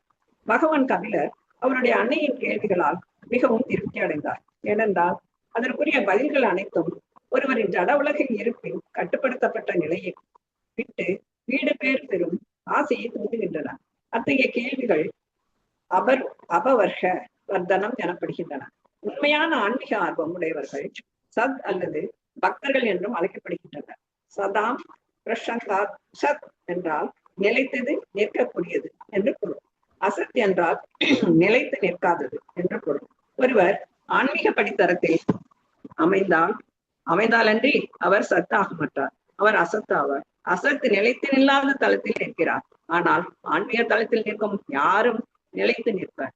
ஆத்மாவாக எல்லோரும் நிலைத்து நித்தியமாக இருக்கின்றனர். ஆனால் அசத் ஜட உலகை இருப்பிடமாக ஏற்றுக்கொண்டுள்ளார். அதனால் அவர் கவலையில் மூழ்கியுள்ளார். அசத் கிரகான் பொருளை அனுபவிக்கும் போலியான எண்ணம் உடைய ஆத்மாவின் மாறுபாடான நிலை ஆத்மா அசத்தாக இருப்பதற்கு காரணமாகும். உண்மையில் ஆத்மா அசத் அல்ல. ஒருவர் இந்த உண்மையை உணர்ந்து கிருஷ்ணர் பற்றிய உணர்வை கொண்டவுடன் அவர் சத்து ஆகிறார். சதாம் கதி நித்தியமானதன் பாதை வீடு பேறு பெற விரும்புவர்களுக்கு ஆர்வத்தை தருவது. பகவான் கபிலர் அந்த வழிமுறைகளை குறித்து பேச ஆரம்பித்தார். ஹரே கிருஷ்ணா. தேங்க்யூ மாதாஜி. ஹரே கிருஷ்ணா. சோ இந்த கேள்வியினால கபில தேவர் ரொம்ப சந்தோஷம் அடைஞ்சிருக்கார். இப்போ அவர் அம்மாவுக்கு பதில் சொல்ல போறார். சோ சத் அசத் இதெல்லாம் நம்ம பார்த்தோம். இந்த 2 ஸ்லோகங்கள் இங்க பிரபுபாதர் கொடுத்திருக்கிற ஸ்லோகங்கள் இனிமே தான் நம்ம பார்க்க போறோம். இது கபில தேவரே சொல்லக்கூடிய ஸ்லோகம். சதாம் பிரசங்கான் மம வீரிய சம்பிதோ பவத் ஹிருத் கர்ண ரசாயன கதாக தஜ்ஜோஷ்ணாதாஷபவர்கவத்மனி ஸ்ரத்தா ரதிர் பக்திர் அனுக்ரமிஷ்யதி அப்படின்னு சொல்ல போற அற்புதமான ஸ்லோகம். எனக்கு ரொம்ப பிடிச்ச ஸ்லோகம். என்ன சொல்றாரு? சதாம் பிரசங்கான் அப்படின்னு சொல்றாரு. சதாம் அப்படின்னா பக்தர்கள். பக்தர்கள் என்ன பேசுவாங்க? பகவானை பத்தி தானே பேசுவாங்க. சதாம் பிரசங்கான் மம வீரிய சம்பிதோ. இது சாதாரண பிரசங்கம் எல்லாம் கிடையாது. எதை பத்தின பிரசங்கம்? என்னுடைய லீலைகளை பத்தின பிரசங்கம். மம வீரிய சம்பிதோ. அது என்ன பண்ணுமா? பவதி ஹிருத் கர்ண, அந்த இதயத்துக்குள்ள போகுமா. எப்படி போகுமா? கர்ண, காது வழியா எங்க போகுமா? இதயத்துக்குள்ள போகுமா. பவதி ஹிருத் கர்ண ரசாயனம். அதுக்கப்புறம் அதுல மாற்றங்கள், இதயத்துல மாற்றம் ஏற்படும். மாற்றம் ஏற்பட்டு என்ன ஆகும்? ஸ்ரத்தா ரதி பக்தி அனுக்ரமிஷ்யதி. நம்பிக்கை ஏற்படும். ஸ்ரத்தா, பகவானை பத்தி கேட்க கேட்கத்தான் நமக்கு என்ன ஆகும்? நம்பிக்கை ஏற்படும். அந்த நம்பிக்கையானது ஆழ்ந்து ரதி பற்றுதலா மாறும். இந்த மாதிரியான மாற்றங்கள் எப்ப ஏற்படும்? பக்தர்கள், இந்த சதாம் அந்த பக்தர்கள் என்னுடைய வீரதீர அந்த சாகசங்களையும் என்னுடைய லீலைகளையும் பேசும்போது யார் காதுனால கேட்கிறாங்களோ அவங்க இதயத்துக்குள்ள அது புகுந்து அந்த மாற்றத்தை ஏற்படுத்தும் அப்படின்னு அவர் சொல்றார். இன்னொரு ஸ்லோகம் பாத்தீங்கன்னா பிரகலாதர் சொன்ன ஸ்லோகம். நேற்று நம்ம இந்த ஸ்லோகத்தை பார்த்தோம். தத் சாது மன்யே சுரவர்ய தேகினாம் சதா சமுத்விக்ன தியான் அசத் கிரஹாத். அசத் கிரஹாத் அந்த வார்த்தையை கொடுத்திருக்காரு. தத் சாது மன்யே அசுரவர்ய தேகினாம் சதா சமுத்விக்ன தியான் அசத் கிரஹாத் ஹிதாத்மபாதம் கிரகமந்த கூபம் வனம் கதோ யத் ஹரிமாஸ்ரயேத. சோ பிரகலாதர் தன்னுடைய தந்தையான ஹிரண்யகசிபுக்கு பண்ணக்கூடிய உபதேசம். சோ அதனால சதாம் கதி, பகவானை பத்தி தெரிஞ்சுக்கிறது தான் உன்னதமான விஷயம் அப்படிங்கறத நாம தெரிஞ்சுக்கிறோம். சோ அதனால அந்த கேள்வியானது பகவானுக்கு ரொம்ப சந்தோஷத்தை கொடுத்திருக்கு. பகவான் என்ன அம்மாவுக்கு சொல்ல போறார் அப்படிங்கறத நாம திங்கட்கிழமை பார்ப்போம். நாளைக்கு ஏகாதசி. அனைவருக்கும் அட்வான்ஸ் ஏகாதசி நல்வாழ்த்துக்கள். ஹரே கிருஷ்ணா. தேங்க்யூ மாதாஜி. உங்களுக்கு எனக்கு ஏதாவது கேள்விகள் சந்தேகங்கள் ஏதாவது இருக்கா? ஹரே கிருஷ்ணா. பகவானை பத்தி காது வழியா கேட்டு இதயத்துக்குள்ள போகும்போது நீங்க ஒரு தடவை சொன்னீங்க பகவான் இப்படி வளைஞ்சிருப்பாரு, வெளியில வர மாட்டாரு அப்படின்னு. அதனால அவர் வளைஞ்சிருக்கு. அதை பார்க்கும்போது நீங்க சொன்னதே ஞாபகத்துக்கு சொன்னீங்க கிளாஸ். ஹரே கிருஷ்ணா. ஹரே கிருஷ்ணா மாதாஜி. ஹரே கிருஷ்ணா. ஹரே கிருஷ்ணா. கேள்விகளும் இல்லை. Okay. Hare Krishna Mataji. Yes ma'am. Thank you.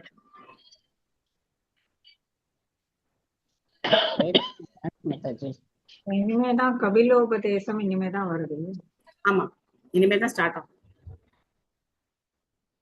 Okay. வாஞ்சா கல்பத்தருபேஷ்ச Kripa சிந்துப்யைவ ச பதிதானாம் பாவனேभ्यो वैष्णवेभ्यो नमो नमः. अनंत कोटि वैष्णव वृंद की जय। श्री प्रभुपाद की जय।